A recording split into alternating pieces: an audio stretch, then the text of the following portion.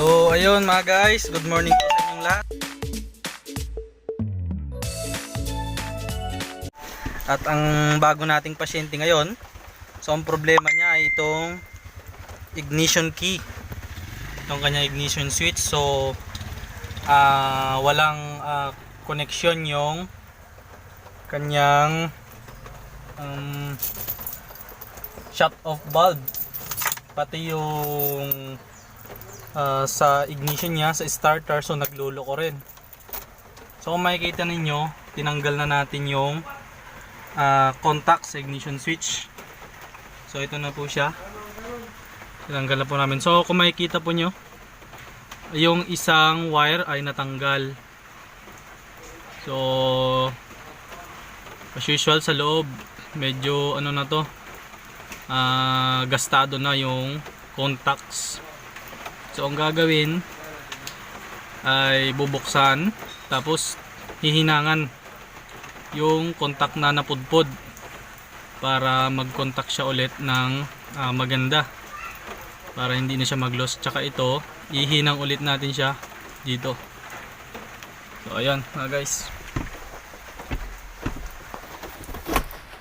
So ayan mga guys, so bubuksan natin ito para mahinangan yung contact na napudpod. Yun mga guys, kung maririnig nyo, lakas po ng ulan dito sa amin ngayon. So kahit ganun pa man, tuloy-tuloy pa rin tayo sa ating hanap buhay. So mag-ingat lang po tayo sa pagbubukas para hindi mabasag.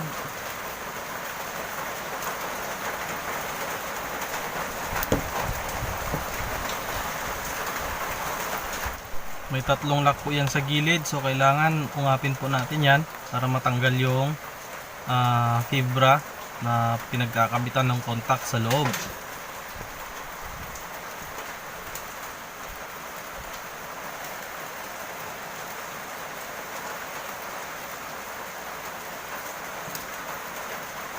So ayan mga guys, tatanggal na natin. So ayan. So kung makikita nyo yung isang contact, no, mayroon na siyang indikasyon na nag-i-spark na. So yan pudpud na talaga yan. So kailangan hindi ganyan, hindi siya dapat nag-i-spark. Ayan no, sunog. So ito rin mga guys, so pudpud na.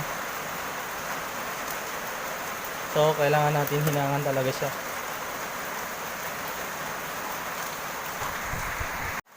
So linisin na po natin siya ng sandpaper. So linisan po natin siya ng mabuti.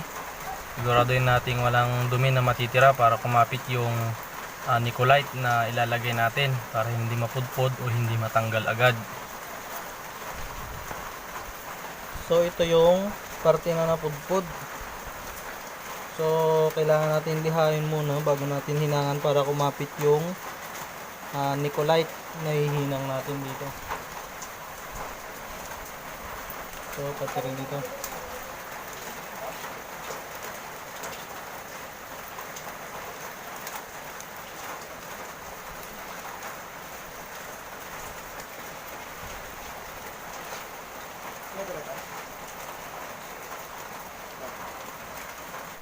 So hinangin na po natin siya ng Nicolite. So ayun po mga guys, pag maghihinang tayo, siguraduhin nating nasa tamang init yung panghinang natin para hindi madaling masira yung ilalagay nating Nicolite. Mabusan?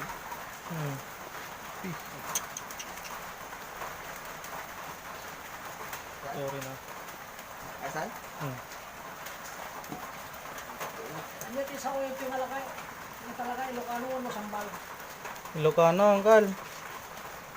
Nagtatanong yung customer po natin kung anong salita namin dito. So yun, sabi ko Ilocano. So sa mga nakakaintindi dyan, so alam nyo na. So gamit po tayo ng grinding bar para ma-shape ng maayos yung hininang natin kanina, no? So yun mga guys, kapag hininangan natin to, so kailangan i-shape din natin siya ng maayos para hindi sumabit, no mga guys. So gamit tayo ng sandpaper, yung 1000 lihain natin siya para ma-fine, para walang sasabit kapag ini-start na natin o iniikot na natin yung ignition key. So hindi maayos po ang pagkakahinang natin at hindi natin niliha, so sasabit po yan. So kailangan kung ano yung shape ng contact na nakalagay dati, ganun din ang i-shape natin doon sa ilalagay nating Nicolite. So ganito po ang free play ng contact sa loob. So umiikot po yan kapag iniikot natin yung ignition key at sumasabit po yung mga kanto. So ayan ang nagko-contacts. So kung yan napudpod, so wala na talaga. Kailangan nating hinangan, o kung may mabili naman tayo at mura lang, so bili na lang tayo. So itong ginagawa natin ngayon ay parang ano lang to, paraan para makatipid. Yung mga iba nating customer na gustong makatipid, at yung iba naman ay ang dahilan ay wala silang mabili na ignition key, so ginagawa na lang natin ng paraan. So ayun, make sure lang natin na hindi matatanggal yung nilagay nating hinang. So dapat madikit na madikit yan, kasi kapag hindi madikit yan, so may time na nahahatak yung harness. So kung hindi madikit, patatanggal po siya agad. So ayan, ilagay na po natin yung hinang nating contact sa loob. So make sure natin na nasa tamang position siya, kasi may guide po yan. Nag-grip. So ilagay na rin na po natin yung fiber na pinagkakabitan ng contact sa kanyang likuran. So make sure din natin na nasa tamang position po yan, guys. Pagkatangan Kasi kung hindi tama yung pagkakalagay natin, so hindi magko-contacts. So wala rin. So ayan, nabuo na po natin siya. So make sure lang natin nagagana siya. So gamit tayo ng flat screw. Ikutin po natin yung turn key dun sa loob. Ayan, makikita ninyo umiikot siya. So okay po yan. So kakabit na natin siya dito sa ignition key.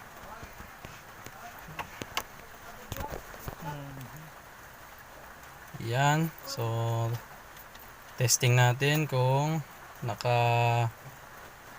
sa tamang pagkakalagay.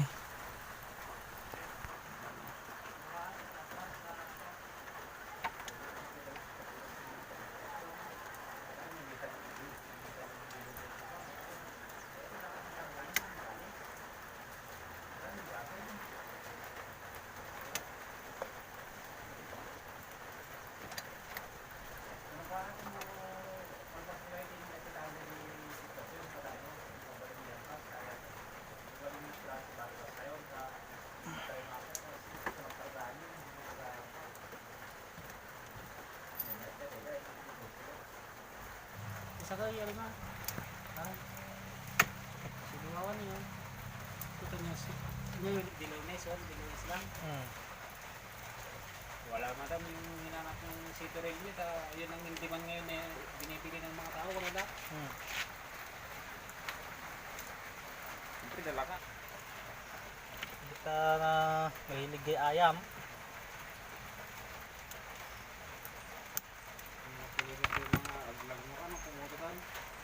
Kapit camera mo lang kailangan ti cellphone.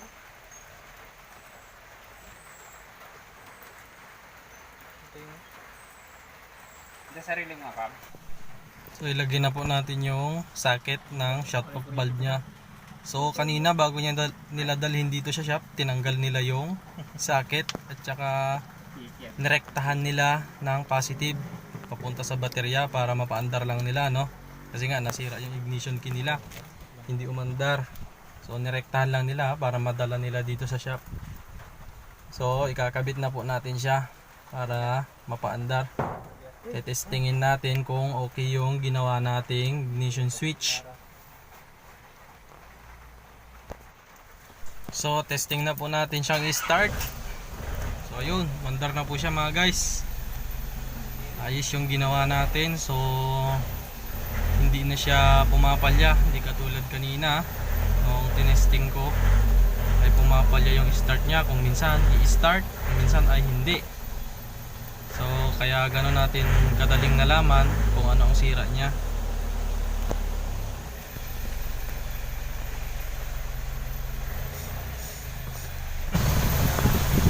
Biruin nyo mga guys, oh.